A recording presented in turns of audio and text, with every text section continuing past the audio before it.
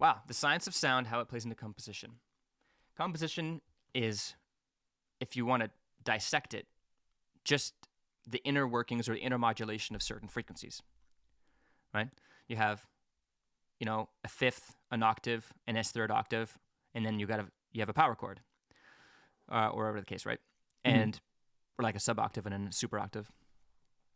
Those are just three different fundamental frequencies vibrating at mathematical intervals, and those mathematical intervals are perceived as sound, though the signal source and the signal path only perceives them as waveforms or as sources. So if you consider the signal flow of what we were talking about before, plugging in a piece of gear or putting on a plugin, you have to consider what that signal source contains when you're mixing. So, for example, if I record a power chord and I don't want this power chord to distort the same way as, the top lead line, if I want the power chord to intermodulate, then I might put less notes or more notes if I want to have a denser modulation or a denser cross modulation between those notes into an amp.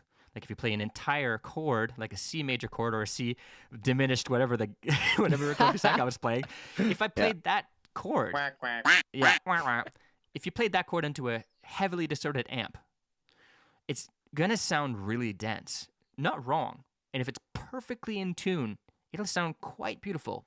But if it's even a little bit out of tune, that starts to have negative effects, because what you're getting is those fundamentals and harmonics are getting distorted and turning themselves up and then folding back down into your audible spectrum. And that's creating a really, really, really dense part to listen to, which is why most people, when they're heavily distorting guitars, they're using less notes.